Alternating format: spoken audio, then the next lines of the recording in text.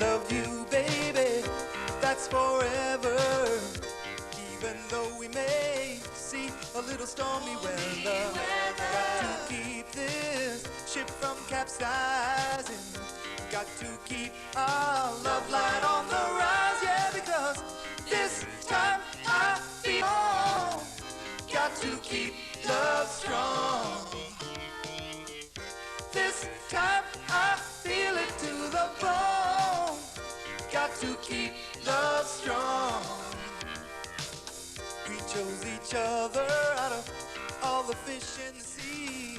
I cast my net out and I brought your love home to me. Now I whisper in my talk with God above. I want to thank him for sending me you to love, because this time I feel it to the bone.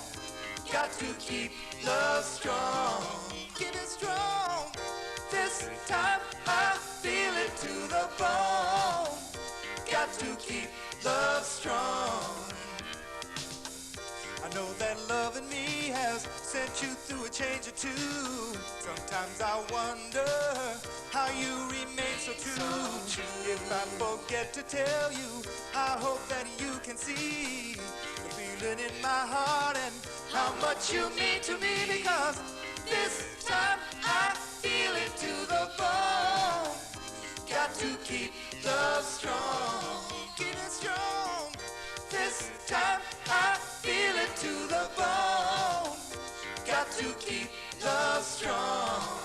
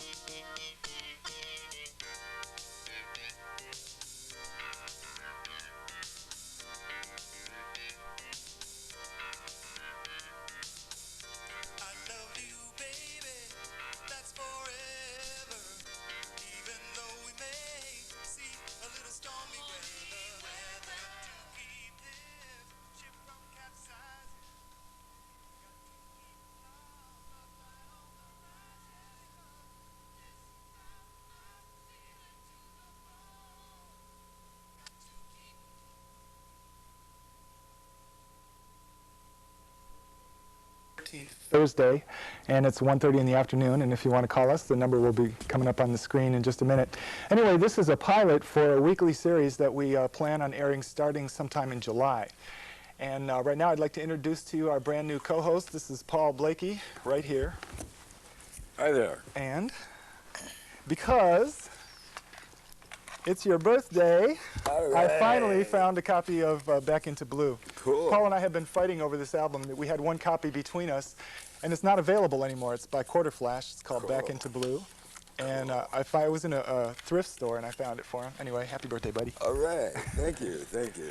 All right. Tonight, or today, I should say, just want to let you know that this is a call-in show, and basically what we're going to do is we're going to start out here and get things rolling. And from that point on, we want you to take over. We want you to call us and talk about whatever's on your mind, and we'll try to respond to anything that you have. If we're talking about a subject when you call in, you can change the subject if you want. However, we do have what we call the 5-minute rule. Okay, and the 5-minute rule goes like this, is that you have 5 minutes on the air, and if you're terribly, terribly boring, we have, at that point, we have the option to cut the call or not cut the call. But I mean, 5 minutes is a long time when you're on TV. Believe me, I know. Anyway, we're also going to run some interesting videos for you today. We have 4 today. The first one is going to be a poetry video by a local poet by the name of Lois Marie Lewis. She's going to do a poem, actually 2 poems. One is called Honey Child, and the other one is called Colored Flesh Changing Names. We have a music video by a group called the Chillums, which is some people that just got together to jam one day here in the studio. And it was produced by Monica Maynard, and the song they're going to do on the video is called Bus Driver.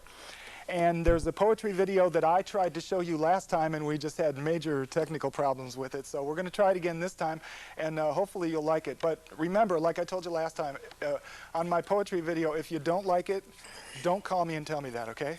Okay. And we have a guest editorial by Paul Richmond about Earl Blumenauer and Bill Clinton, which is a pretty interesting little piece of trivia. We're also going to have a call-in contest tonight. So when you call in, if you see on your television screen the word contest call, that means that you'll have an option to listen to a little piece of music, and if you can identify what it is, you know, the artist or the album or the song or whatever, if you can come close to identifying who it is, then we're going to give you a prize. And the options that you have is album by Mr. Mister called Go On, and the reason why I bought this one is because it's my second favorite album of all time. So you can win that, or you can win this Kufi style ethnic looking hat that I made just for you. Hey! So here's the cool stuff that you can win right here today. Anyway, what we'll do is we'll start out with some news stories, some things that just kind of caught Paul and mine eyes this week, and we're going to talk about those things and give you an opportunity to call in and see what's going on. Paul, what you got on your sheet there? Well, okay, it kind of seems that corporate interests, they're unable to finance their American dreams without pocket change from the American people. Though the Ford Motor Company lost, get this, $7 billion last year, and they laid off a small city. Their CEO, he never missed a meal, and he was unseen at the unemployment line. Yet, who would be better served than big business by having a superior educational system? Should they not chip in a couple of shekels so every Joe and Josephine will learn their 3 R's? What they've done is they take their investment tax credits, our money, down to Mexico where they get cheap workers. They're not bothered by being fair to laborers, environmental standards, and even sexual harassment laws. What they do is they ship their products up here and they beg us to buy American. Now, I said all that just to say this. I will if you will. Next. Since the last time that I spoke with you, 2 more postal employees nutted up and started killing people at their respective post offices. One was at Dana Point, California, and the other was at Dearborn, Michigan, just a stone's throw from the very birthplace of yours truly. The incident at Dearborn, Michigan happened at the very same post office at which another similar incident occurred less than 2 years ago. It surprises me that no one yet has ordered an investigation into working conditions at the U.S. Postal Service. What is it about working at the post office that turns so many disgruntled former employees into homicidal fruitcakes? And, even more importantly, what kind of security system allows people who are not employed at the post office to walk in with semi-automatic weapons and start opening fire on innocent people? Paul? Cool. It was about a week and some days ago that a person subjected himself to an initiation ceremony that included having a beer can shot off of his drunken head by another drunk, Indian style. It is not my aim, no pun intended, to comment on the state of initiations or beer drinking, though both should be taken in moderation. I'd like to talk about mindset. Picture One-Eyed Jack with a beer can in one hand and a steering wheel in the other. Scary thought, isn't it? But I missed my target, sorry. This guy can walk into any precinct that he's registered in and vote. I dare say that if he were the deciding vote for the son of Measure 9, that child would grow to full adulthood with Lon Mabon as a proud parent. And that is real scary. Damn, I missed again. I got my point now. Abortion rights. This guy can, maybe even has, or worse yet, he probably will breed. Would you like One-Eyed Jack living next door to you, teaching his sons how to become real men? Before it's too late, pro-choice. It's your turn. On Sunday, April 25th, what may have been the largest group of people ever to assemble in one place gathered on the Capitol Mall to demand equal rights under the law. Gays and lesbians with their friends and families from all over the country gathered to march through the nation's capital in a show of solidarity and support for President Clinton's proposal to lift the ban on gays and lesbians in the military and to begin the process of ensuring basic civil rights for all Americans. There were conflicting reports about the actual size of the gathering. Officials at the National Park Service, which oversees the management of the Capitol Mall, estimated the crowd to be approximately 300,000, while Washington, D.C. officials estimated the crowd at just over 1 million. The only gathering of people in our nation's history that may have been larger was the inauguration of Lyndon Johnson as President of the United States. The Oregonian reported on April 26th of this year that attendance estimates for that Johnson inauguration were roughly 1.5 million, but that figure is widely reputed to be grossly inflated.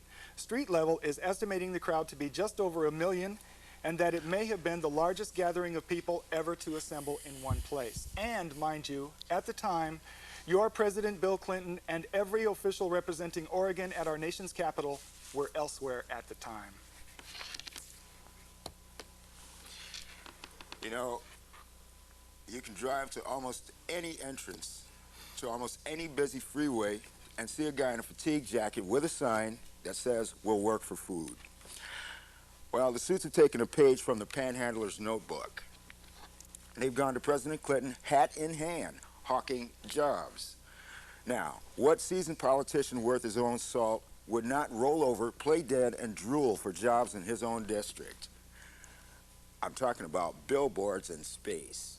That's right, space-age advertising. Now, don't get me wrong, I love my remote-control TV and my VCR. And the microwave minute rice in 15 seconds, it don't get no better than this. But first, do you want some space junk being built out of by the same people who make our cars, our TVs, and our VCRs? Secondly, who's going to pay for all that stuff? Corporate America? Right. Their favorite phrase is OPM, other people's money.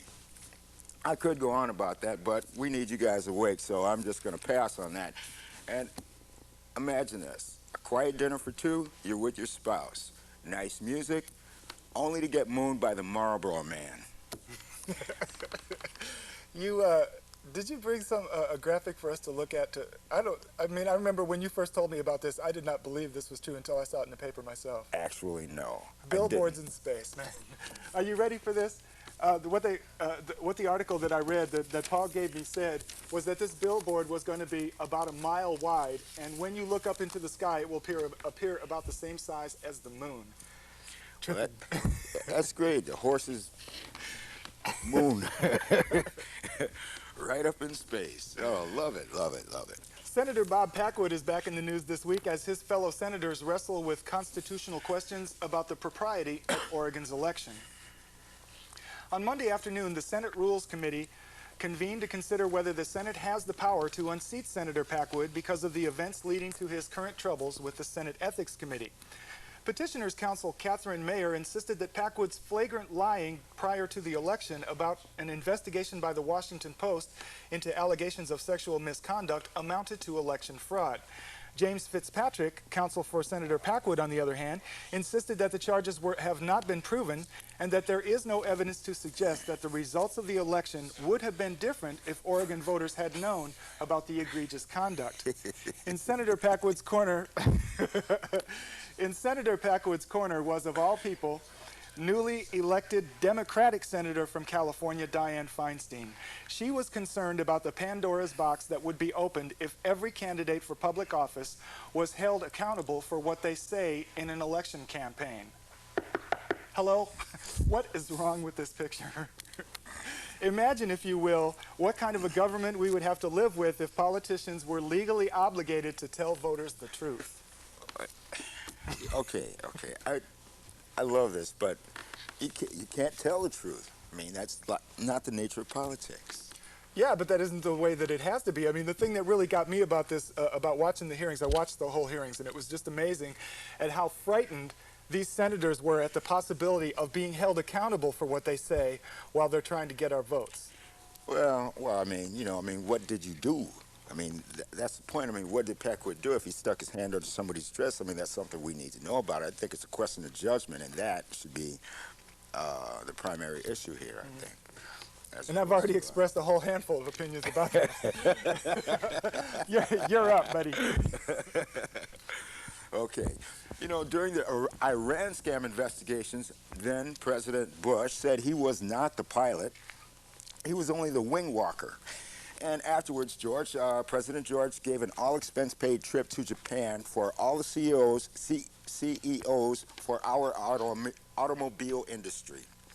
And they turned Georgie into Cal Worthington, who came back with an order for a couple of vehicles. Good work, George. Enter the Republican Sasquatch, Jesse Helms, who stomped his way into Tokyo demanding that they open their markets to American products. What's Jesse selling? Tobacco. Helms returned with a real order, and Japan's children developed a nasty habit. Marlboro and Camel, just to name a few. Their ad campaign is quite simple.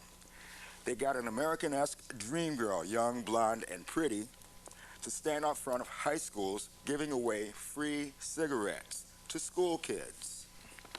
She'll light it for you, and then you get a hat or a jacket with the company logo. Helms' Asian trip was pretty enriching because developing nations all through the Far East are now trying to cope with a growing number of teens hooked on American tobacco. Maybe Bush should have let Jesse Helms play Cal Worthington. Then Japan would have a problem with parking, and George could have wing-walked his way back to Washington. Wing-walked his way back to Washington. Nice work. Nice work. I had to figure out a way to get that in there.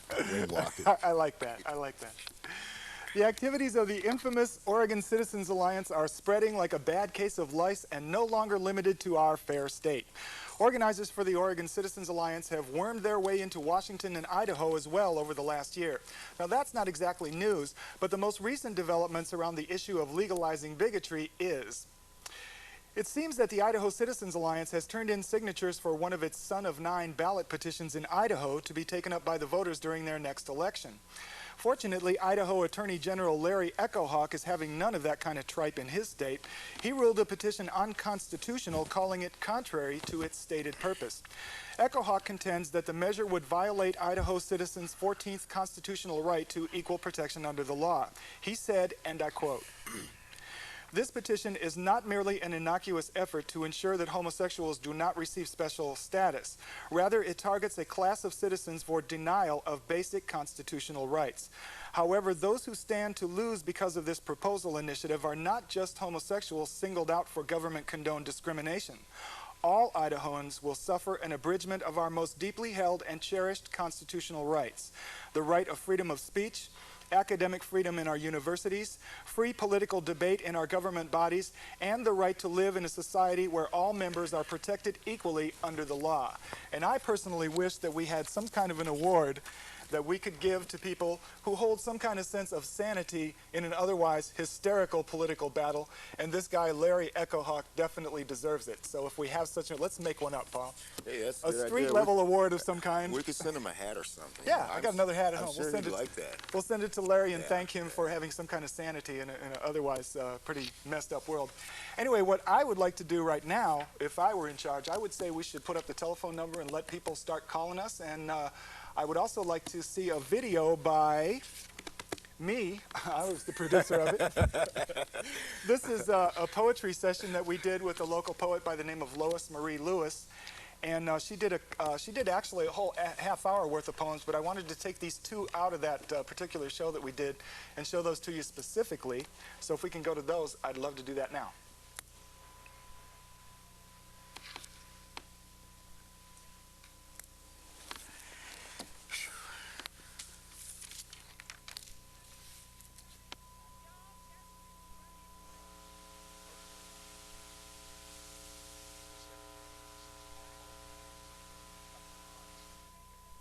Well, child, welcome aboard.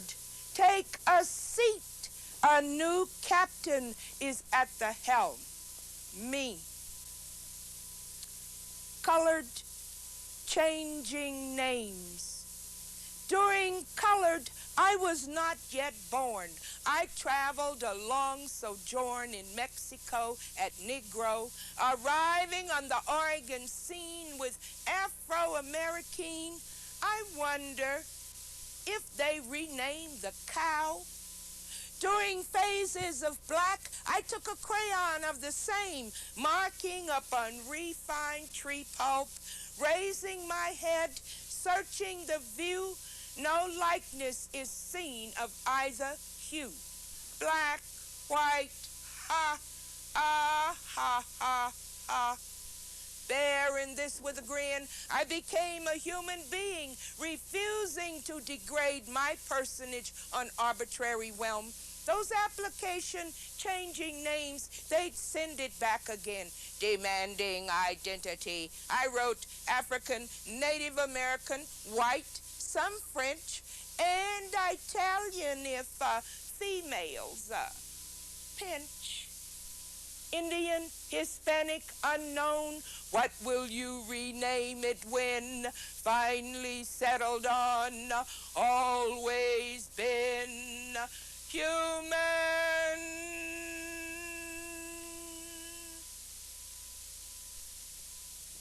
Hi, we're back. I'm Paul, and this is Gregory, and you want to give us a call at 288-4442. We kind of wanted to talk about, we wanted to show one of these graphics. Could you toss us the one in the middle? Yeah, the one in the middle. Actually, that's a cool one there, too. Yeah, what, you mean that one? Yeah, totally. That one on the screen?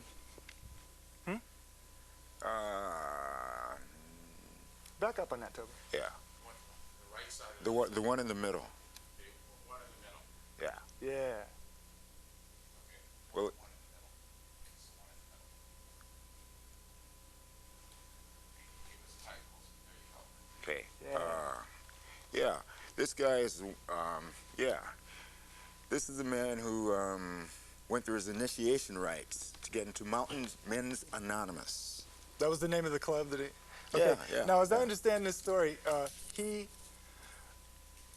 stood by a tree. No, this is in a basement. Okay, He he's in a did this. basement. He did this in somebody's house, which, you know, like I said, a driver's license, please no. Voter's registration card, God, He let this guy please. shoot an arrow at him in the face. Or Well- to shoot a beer can off the top of his head. That's what it was. Right. Well, I mean, that's better, right? They're both drawn. I mean, that's better. There should be, I mean, no voter's registration card, no driver's. There should be an exemption for stupidity. or drunkenness. Well, no, you can't get that stupid, you know, with beer alone. Yeah, I mean, I just can't imagine what would be going on in somebody's mind to say, yeah, I'm going to put this beer can on the top of my head, shoot this off with an arrow. Yeah, he is my vote for poster child of the year, abortion rights. Yeah, most definitely. Okay, why should we let gays in the military? Okay, we should let gays in the military because there isn't any reason not to. For example, in Canada, we talked about this the last time we were on the show briefly. And, in Canada, gays are allowed openly in the military, and they're not having these scary problems about rapes in the shower room and all this kind of stuff that are anticipated by the American military personnel. And I'm really kind of concerned about what the real agenda is here, because I don't think it's real clear. Superiority. 'Cause Just basic, you know, I got to be in control type of, you know, information. I can't share it with you. You can't. I mean, they're doing the same thing with women. I mean, getting into combat, getting into the military outside of the support positions. We got a phone call? Great, let's take it. Okay, well, let's go. Caller, you're on the air. Yo, you can hear me? Yeah, I can hear you. Okay, I'm out of the room from the television. This is kind of aside from what you guys are talking about, but it's definitely within the forum. And it amazes me that the people who are in political power right now are able to get away with as much, I want to call it narcissism, but controlling the peons, and that over all the racial lines that exist out there, it seems like the real difference is financial power and who has the capital. For instance, back after the 12 years of Reagan-Bush, we were left with 1.5% of the population holding 70% of the capital, which leaves the rest of us with very little democracy. Do you have anything to say to that? Actually, Well, yeah. That's what this country was built on, right? You know, a big business running everything. What we do is we support American business, large business, with our, you know, I call it corporate welfare. And we just give them money, we give them all our resources, and what they give us back is downsizing. Why am I looking up at the lights? because that's where the sound is coming from. You're the contest call, incidentally. I told you about the contest call. You still there? You with us?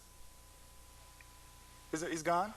Wow, he could have won one of these fabulous prizes. Well, hey, maybe he'll call back and... So we're still taking calls anyway. We're live and we're ready for you. Yeah. Oh, one of the things I wanted to talk about before we went on is we have a list of things that we don't talk about on street level. And last time that I talked with you, the list only had one item on it, and today we've increased that list by 100%. We will not talk about Elvis sightings, and we will not talk about Bigfoot sightings. Will we, Paul? Okay, I haven't seen Bigfoot at all this week. Because Bigfoot does not exist. And those of you who believe that Bigfoot exists, please find something constructive to do. Stop watching TV. Way too much television. Way too much Geraldo Rivera. What else you got? You got a whole list of stuff to talk about, don't you? Yeah, well, yeah. I did So we're taking calls, incidentally. Yeah, yeah, 288-4442. I did want to say that in an unrelated story, there are hundreds of... In an unrelated story, hundreds of planes, trains, and automobiles reach their destinations safely. I just wanted everybody to focus on that, rather than the accidents. I did want to make a point of that. And a visit to any airport will tell you that, too. Pretty much, yeah, they're still there. I've actually traveled from... We got a phone call? Okay, we'll take it in just a second. I've actually traveled from Lexington Park, Maryland, to Phoenix, Arizona, to Eureka, California on an airplane, and I'm still here to talk about it. I'm not a victim of shrapnel or whatever. Clap for Greg. Caller, you're on the air. Yeah, I wish I could hear you guys a little better. I got a dial tone, so I don't know whether that's my phone or yours. Can you hear me okay? Yeah, well, I can barely hear you. Okay, why don't you, I'll talk real loud, and why don't you turn your TV up just a little taste? It's in the other room. I don't want to get any feedback. Oh, okay, okay. Well, I'll try to talk loud. Okay. You guys, so I missed some of what you said after my phone hung up on you. Oh, you are the contest caller. That's one of the things I wanted to tell you. Okay. You have the opportunity to win these fabulous prizes that I showed you earlier. You have your choice between Mr. Go On, or this very hat that I made for you. I made this with my very own hands, and it's really cool, very stylish, real ethnic looking. Say again? Okay, what I'd like to do is, could you have in the control room run the piece of music on the contest call tape? If you can identify this piece of music, tell me who the artist is and what the name of the song is, or either of those things, and you're a winner right now. Okay. Okay, can we play that? Yeah. As soon as you hear this music coming up, this is what you're going to identify. And I'm pretty sure it'll be soon, too. I'm pretty sure. Today, it could be today. So did you have any... Oh, it's LL Cool J, is that correct? LL Cool J? No, that's not correct. Okay. I can't hear it in here. You did hear it on the TV, though, right? Oh, yeah, I heard it. Okay, good, good. I'm sorry. I'm sorry, but you lose. What? Listen, thanks for calling in. Did you have another comment that you wanted to? Yeah, you said something that you couldn't hear us before, right? Right. Okay, you said something about the corporate, about the wealth being held by the small minority. Yeah, well, the minority is about, the last statistic I saw, which was out of a book, Politics of Rich and Poor. I have a copy in the house here somewhere. Yeah. And it stated that 1.5% of the capital in the United States is held, or 1.5% of the population in the United States holds 70% of the capital. Uh-huh. I believe that's true, yeah. Which part of the population are you? I'm definitely lower class. I've made less than $14,000 a year, which is poverty level if I had a wife and 2 children. You did that well last year, did you? Well, you know, and the funny thing is that I'm an unemployed tow truck driver.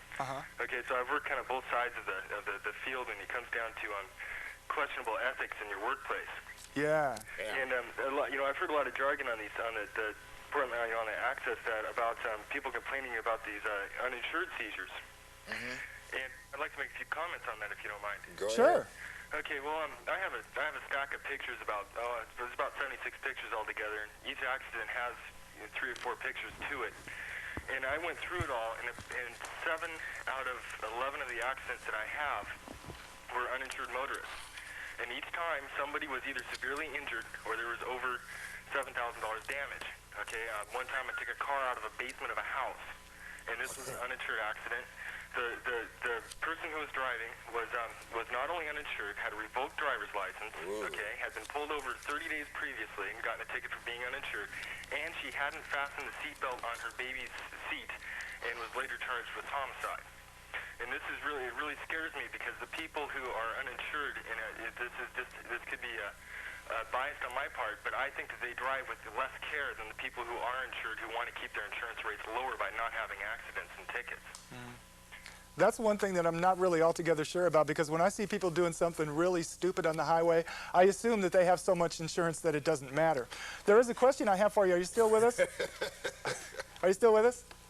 There is one question that I have for you. What did you think of the recent law enacted in Portland that will allow the police to confiscate your automobile if you cannot prove that you have some insurance? And when I first heard that, I don't drive myself, so it probably doesn't relate to me all that much, but the one thing that that immediately came to mind for me was that kind of singles out a specific part of our population that doesn't get to drive automobiles, or that is subject to having their automobiles impounded, and that's people who don't have a lot of money. And I'm really kind of disturbed about that. I don't know if that's altogether fair. And the whole question about insurance, another thing that occurred to me is, if the government is requiring us to have that insurance, then I think that it ought to be regulated and maybe consolidated into one giant insurance company, since it's something that's required as part of our citizenship. And I'm open to any comments about that. You don't like that, huh? No. Anything Uncle Sam is involved in turns into a real fiasco. Okay, they are the most unorganized outside of the church, the most unorganized group of people I have ever run into in my life. And I think the regulation part makes a little more sense, like State Farm, or because if they don't make a profit off of you, I mean, you pay them every month. If they don't make a profit off of you, you're out of here. Okay, and we do have a caller. Great. Caller, you're on the air. Hi there. Hello. You're with us, caller. No caller? Okay. While we have a minute, I would like to show you this this comic strip right on the very end here, and I'd like the caption to go with it too. I brought this with me. It doesn't really have anything to do with what we're talking about, but I wanted to show this to you because I think it's hysterically really funny. Interesting. Yeah. 7 out of 11 uninsured motorists. Yeah. That's pretty wild stat. Scary. A little scary. Yeah. Okay. The third one, yeah. All right. This comic strip I found in the Oregonian. What is it? Y'all might not think it's funny, but I think it's hysterical. What is it? What is it? You wanna? It's going to come up on your screen in just a second. Oh, okay. Okay. Back that out. Well, that's. It says, I don't know if you can see that, but it says, bomb-sniffing dog discovers Myron's new play. Okay, for all of us writers out there, we take offense. Well, we'd like to, if we can, I'd like to go to our second video tonight. This is a video that was produced by Monica Maynard, who was a part of the crew of the first street level. She happened to become certified that very day and went on to be part of the crew for the show that I did, the first one that I did. Anyway, the session that she was coming off of was this group of people who had gotten together for, I believe it was the second time. They had gotten together and jammed the night before, coming into the studio to be part of a production class. Cool. And the name of the group for this particular video is called The Chillums. They're all parts of other groups, I guess. The name of the song is Bus Driver, and this is a submission by Monica Maynard. It's our guest music video.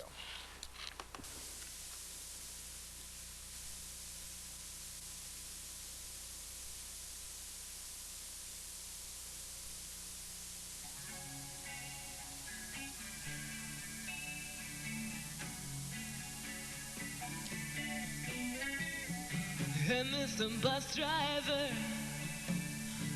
why hast thou forsaken me? I've spent too many days as you passed me by. Too many days crying, please, at your mercy now. Hostage released to roam. I need you to guide me home. And the dark closes in, and you knock me off my feet again. Yeah, well, take a look through my eyes and taste a piece of my life. Yeah, take a look through my eyes and taste a piece of my life, my life, my life.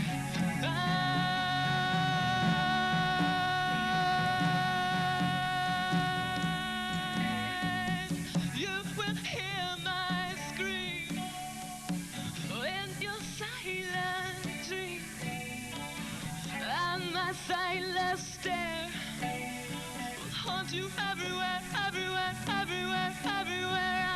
I will have your eyes.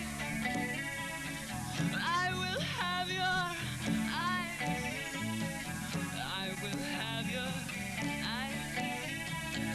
I will have your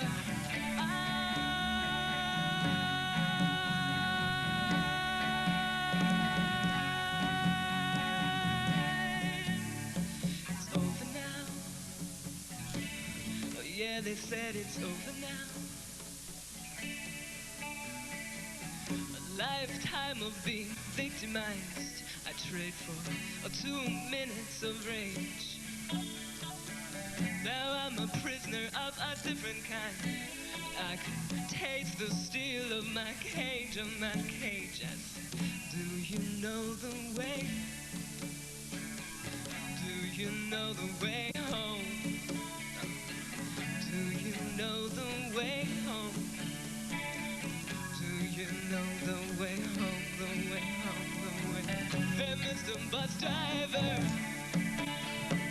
why hast thou forsaken me? Too many days you have passed me by.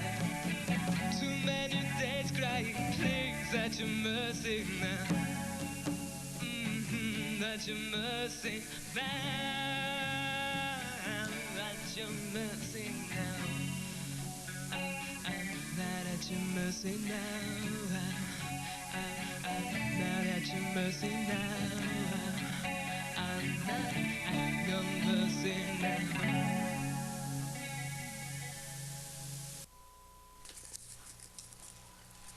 Hey, I really like that band. I think that woman can sing. I really do. I happened to catch the tail end of the session that they were doing to record that, and I was really impressed with her. Anyway, those are the Chillums, and the song is called The Bus Driver, and it's a video by Monica Maynard, and that was her very first production. Not bad. Not bad. Not bad at all. Almost as good as my first production. Almost as good as my first production. Boy, I don't know how you can bend your arm around that way then. Aside from this week being, my birthday was this week, your birthday was this week, who else? Okay, well, actor Jimmy Stewart turns 85 on May 20th. You can send cards and letters to Jimmy Stewart, P.O. Box 85-JS, Hollywood, California 90078. A little bit later on in the show, we will give you that address one more time. There we go. There it is right there. Ask and you shall receive. There you go. There it is. There it goes. Also, P.O. Box 85-JS, Hollywood, California 90078. Also, I was reading the TV page of the Sunday Oregonian, and guess who has the same birthday as me? Television star that you watch. Take one guess and I'll tell you who it is. Television show that I watched. Alan Alda. Nope, it's Candace Bergen. Murphy Oh, Brown really? has the same birthday as I do. That's right, yes. And singer Billy Joel, She too. did turn Billy Joel. Billy Joel has the same birthday as me. Mr. Glass Houses. You bet. Well, That's the great. one. That's great. That's one. I would like for somebody to win this tape. Yeah, we need 244-288-4442. Give us a call. Also, why don't we go to the other cartoon that I brought with me from the Oregonian? This one is political. This actually appeared in the Oregonian just before the 1988 election, and I've saved it just because it's still so appropriate. Okay, well, cartoon time.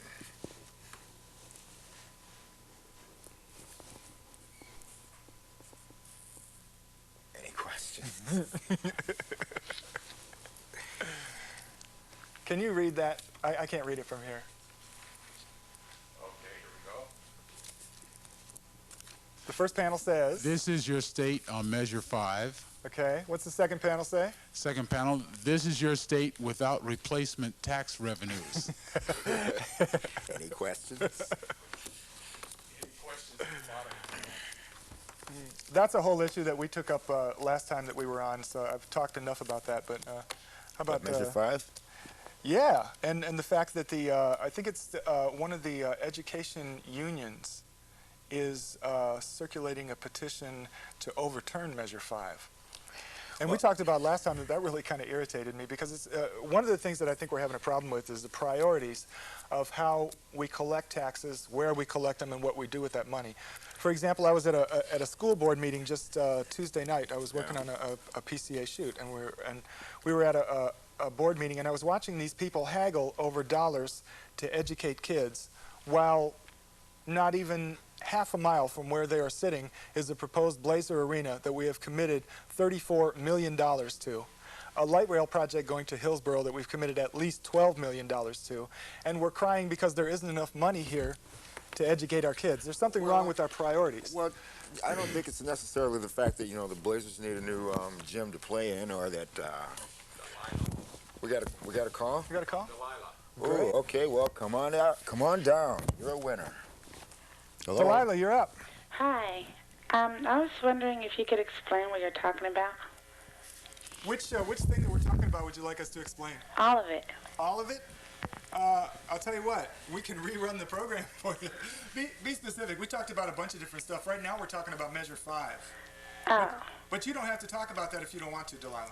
You can talk about whatever you want. Oh, I can? Sure. Well, I'd like to talk about what's going on in Portland right now as far as the minority situation. I'm not from Portland, and I'm from California. And Portland just seems really segregated. I wish I could have tuned in when the show first began so that I could talk more about whatever you guys were talking about.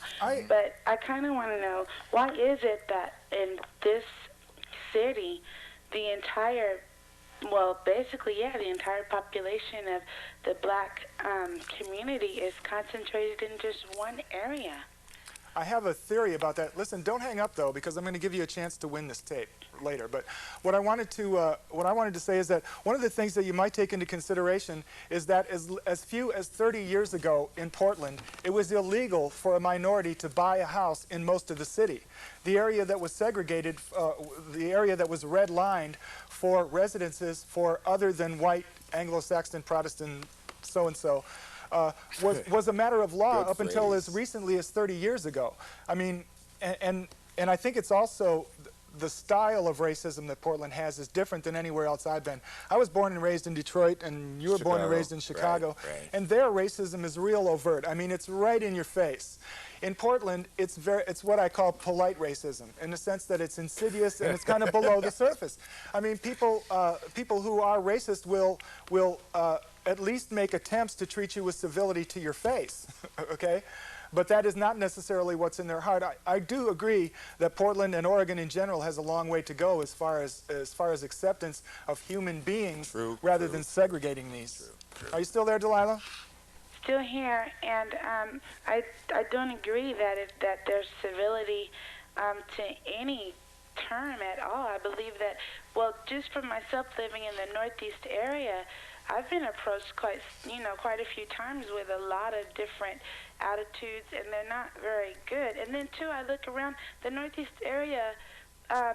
environmentally it's so dirty. I mean, just the scenery is so filthy. Why doesn't the people in this city care about the conditions that these people are living in? Well, they don't look, or I mean, what's really going on here?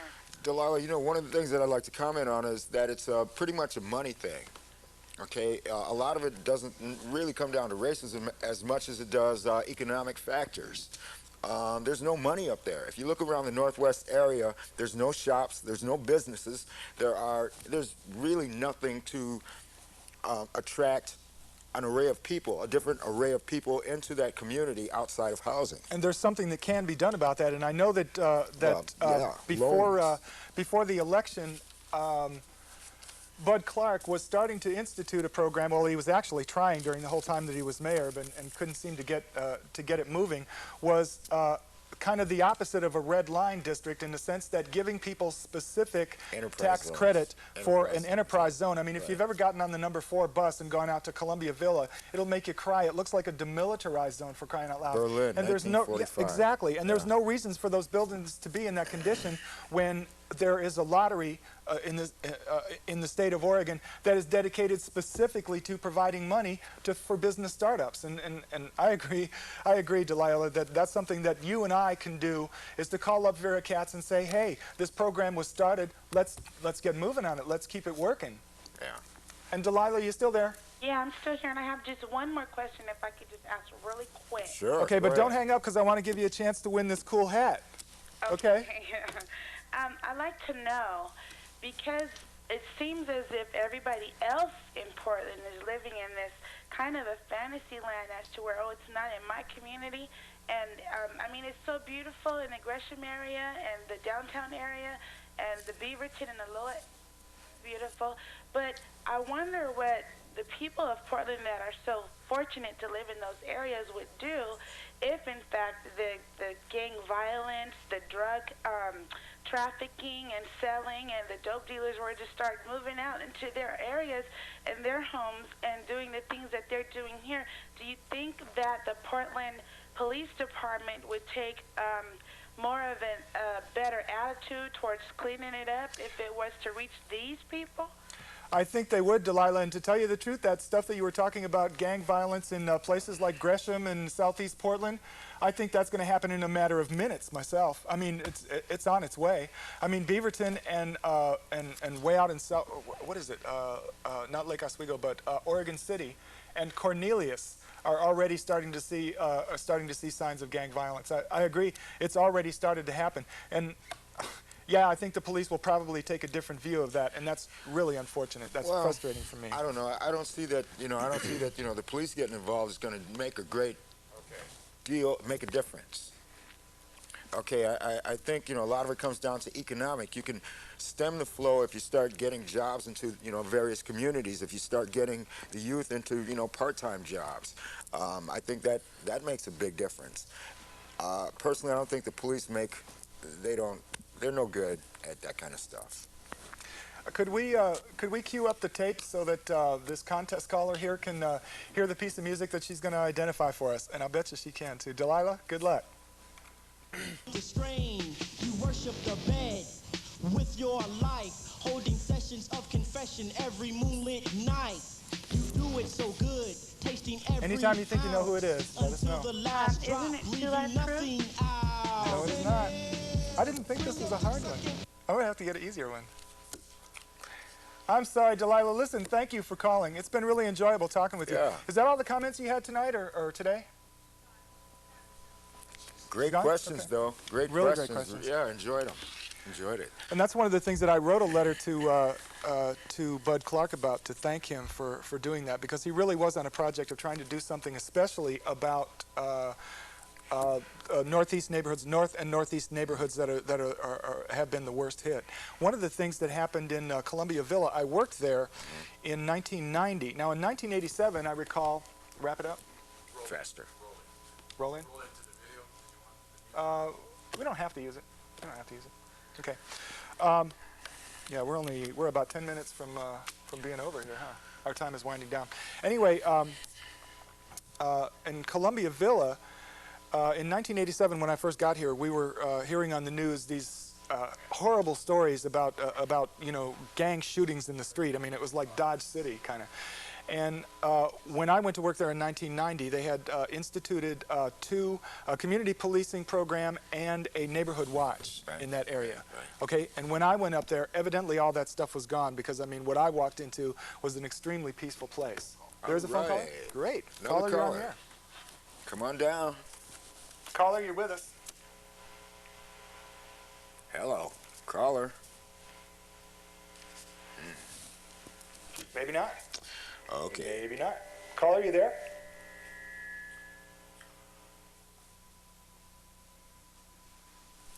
Okay.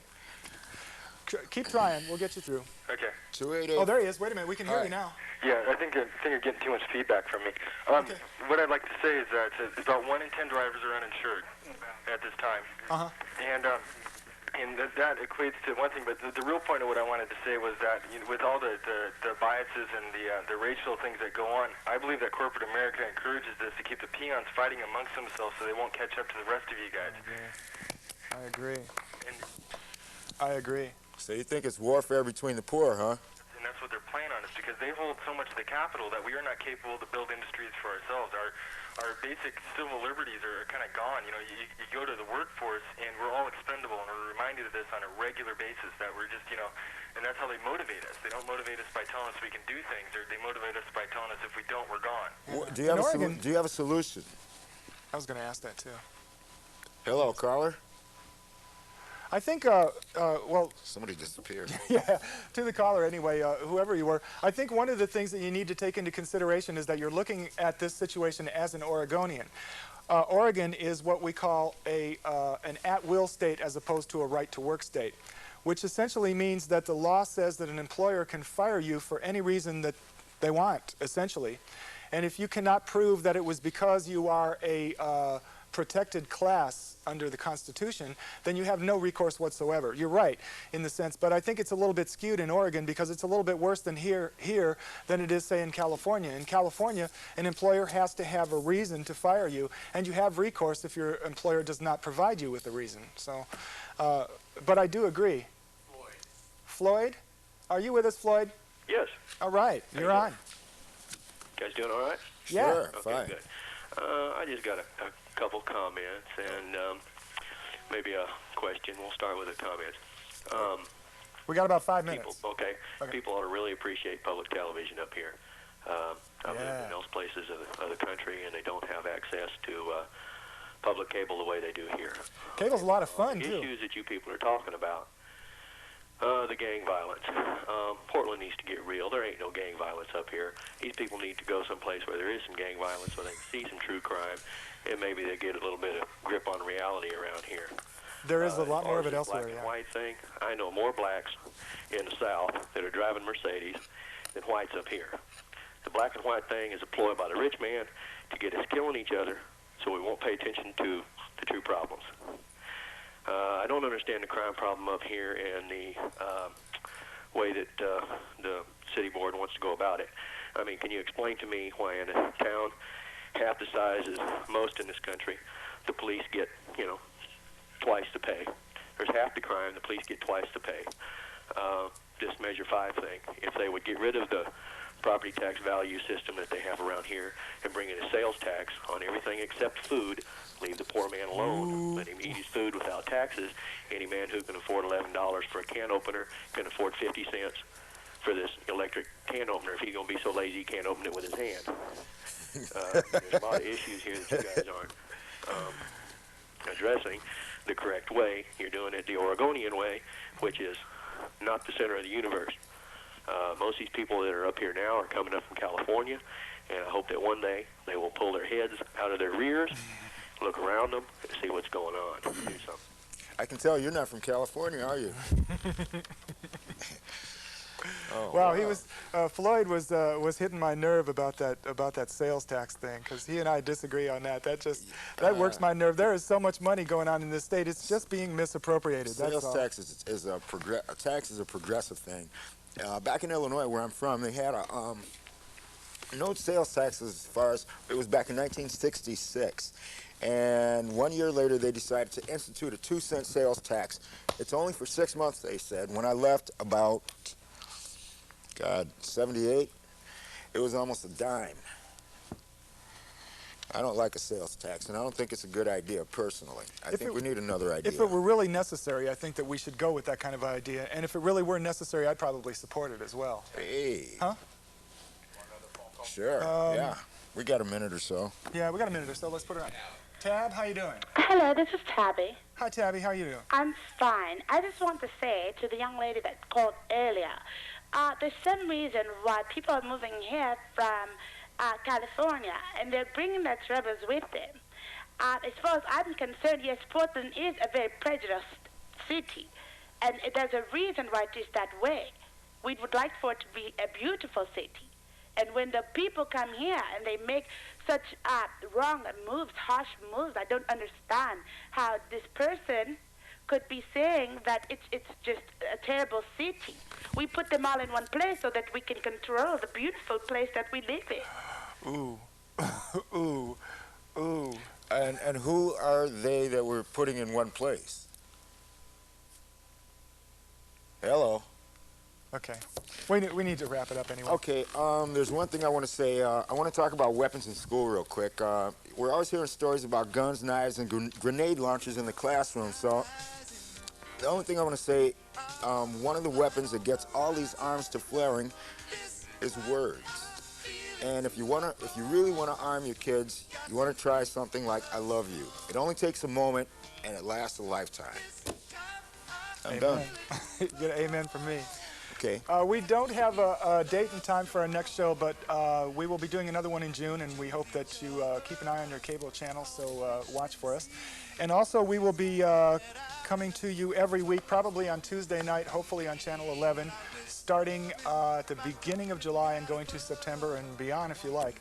Anyway, I'd like to thank the callers who called in. I want to thank my crew for being here today. I really appreciate it. And to good job. Good to job. all of you who tuned in today, thank you very much. Thanks, and God callers. bless you all. We really appreciate it. Bye-bye. All right. Hey. Hey. That's pretty good. I enjoyed it. After the first, relax a little bit. Yeah, let's get into it. Sent you through a change or two. Sometimes I wonder how you remain so true. If I forget to tell you, I hope that you can see the feeling in my heart and how much you mean to me. Because this time I feel it to the bone. Got to keep love strong. Keep it strong. This time I feel it to the bone. Got to keep love strong.